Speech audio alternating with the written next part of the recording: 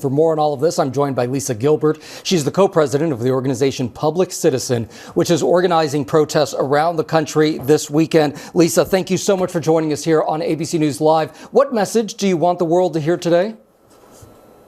We are expecting peaceful vigils around the country this weekend at over 1,000 locations. And I want people to know that this came together in just 2 days as a response to the atrocity that we've all witnessed in Minnesota, and just really demonstrates the magnitude of the outrage. It's an issue that impacts all Americans. No one in America should walk the streets in fear of being disappeared by masked agents, shot for lawful protesting, or just facing intimidation and danger for simply being a good neighbor.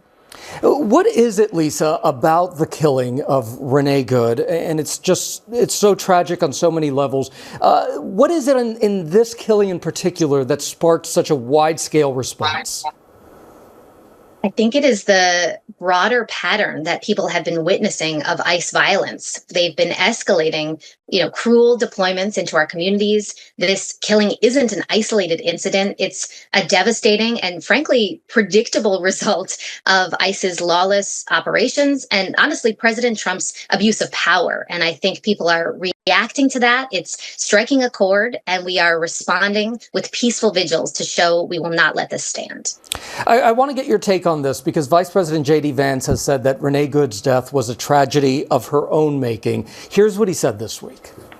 I can believe that her death is a tragedy while also recognizing that it's a tragedy of her own making and a tragedy of the far left who has marshaled an entire movement, a lunatic fringe against our law enforcement officers. So, Lisa, what do you say to Vice President Vance and others on the right who are saying that Good's death is the result in part of anti-law enforcement sentiments being stoked by the left?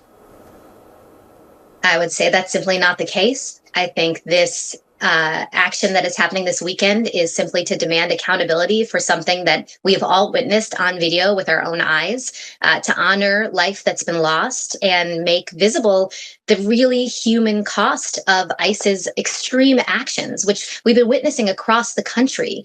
Folks have seen their neighbors taken. We have seen businesses suffer. We have seen human toll. And so the reaction is simply that. This is America. We have rights, free speech, and we are exercising them with our events, ICE Out for Good. And again, as you emphasized at the beginning of this interview, you're calling for peaceful vigils this weekend. Lisa Gilbert, thank you so much. Thank you.